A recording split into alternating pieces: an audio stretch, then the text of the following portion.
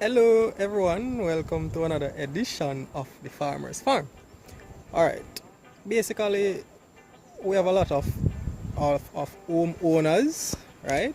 I'm actually holding the camera myself. We have a lot of homeowners who they might not have an idea of how to start a backyard garden or basically even start a farm. So, I mean, there are different ways to farm. We have a lot of technologies in farming, and it is up to you and where you are located that will basically um, that you'll use to basically choose what you do.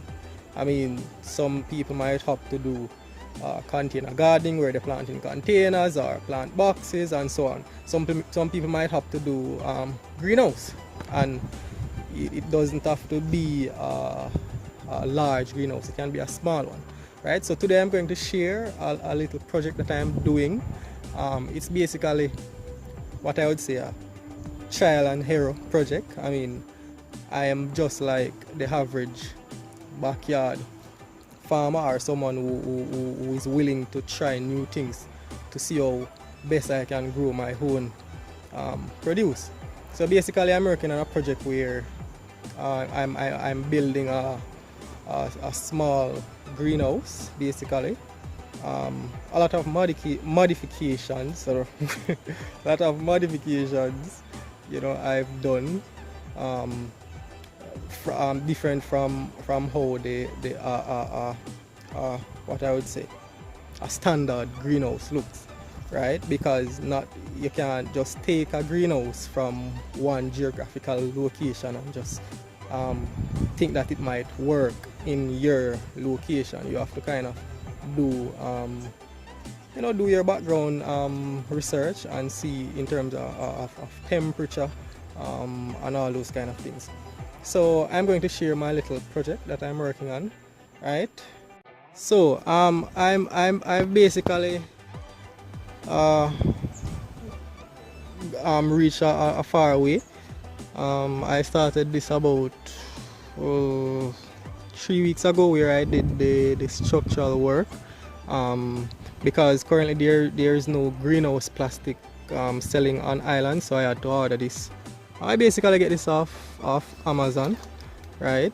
And we'll discuss that a little bit from now. So it's basically a 16 by 8, and the tallest height of the greenhouse is basically 12 feet, and the shortest end, which is the back end, is 10 feet. So let us go inside. Yeah, that is a crushed Caldina that I bought to really take some parts off. Anyway, let us go inside and see how it looks. Right.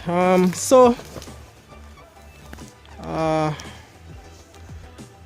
as you can see, I am by no means I've never done construction, a formal construction course in my life. I just basically go off measurements, and what I have is, and in my tool pan, this is my tool pan here, I have a saw, machete, a hammer, and I basically have a level and a square that is 2-in-1 that I use, and I have my nails and so on card. So I basically just work off measurements, level and square, right?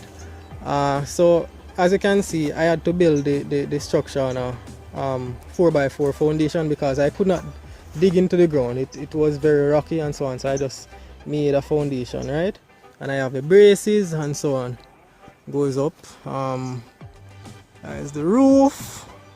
I did this myself, and it's basically a DIY small greenhouse. So let me tell you the modifications I made. So as you can see, it is more like this looks like a 45 or 48% saran cloth or mesh, whatever you want to call it, and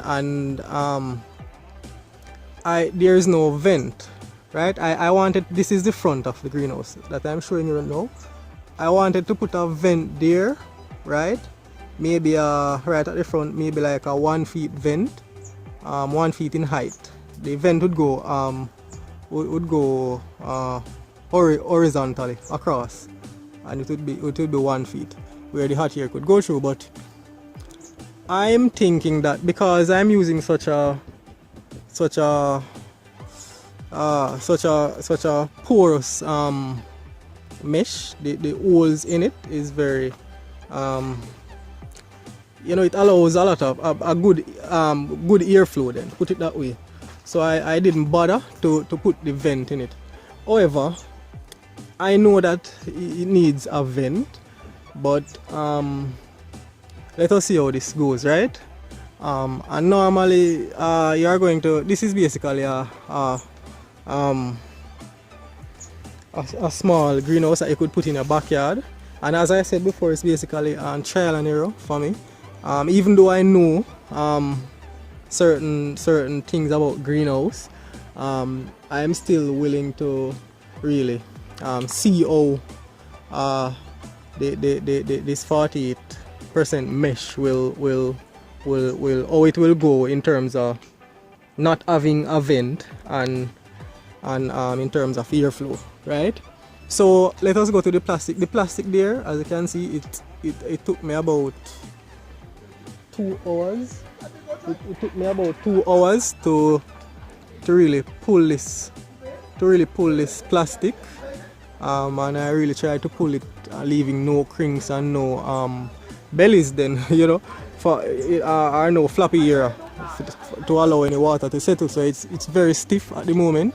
It's basically a 6mm plastic, and I choose this plastic because this geographical location, in terms of the temperature, it can get very hot, maybe like 38-39 degrees Celsius. Yeah, it can reach up that high. So I basically opt for a thicker plastic then, to kind of give more shade to the plant or block out more of the sunlight. And then of course the black mesh will provide some amount of shading then for the plants, right? It's actually midday now. The sunlight is basically evenly reaching all the areas inside the nursery, right? So as I said, I'm basically going to grow my own vegetables here. Basically to cut down on the amount of money I spend at the supermarket, and basically growing your own. I love farming. I love greenhouse technology. So as I said, I basically was putting in these basically tables to see how well seedlings would do in here. So I would maybe put some seedlings in here to grow and see how well they would grow. But it's basically finished in terms of the structural work. I need to put a door right there, right? I need to put a door right there. But all those backyard farmers or gardeners, home gardeners who you need a protected area to grow your plants. This is something that you could do. It does not cost a lot, right? It does not cost a lot. All you need is some 4x4 for your posts and 2x4 to make like the roofing aspect of it. So, and then you need the plastic. As I said before, I could not get the plastic on island here. So I basically ordered this on Amazon. It was fairly cheap. I think I paid $20-something for it, and it's a 6mm, and it is marked on the. Let us look at it. So this is the plastic. This is the package it came in. Right, it's a 12 feet by 25 feet. It says greenhouse clear plastic film, polyethylene covering, 4-year 6mm. Basically guaranteed 4 years, right? And it's a 6mm plastic. So and I got this off Amazon. So basically this plastic should last a very long time, and it's the ideal plastic for my environment in terms of the intensity of the sun and so on. Wherever you are, you can always source plastic right, to put on it. So it's basically something that you can use in your backyard if you don't have a large space, because this did not take up a large space. Something that you could use to have a controlled environment, or a semi-controlled environment to grow your vegetables, right, and to really cut down on what you buy from imports, from the supermarket, right? So basically, as I said,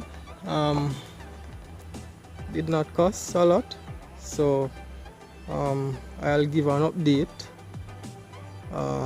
when I start to plant, and let us see how it goes. Again, thank you for viewing, and please subscribe so you could see some more videos or to see some more updates, and give this video a thumbs up. Thank you. Goodbye.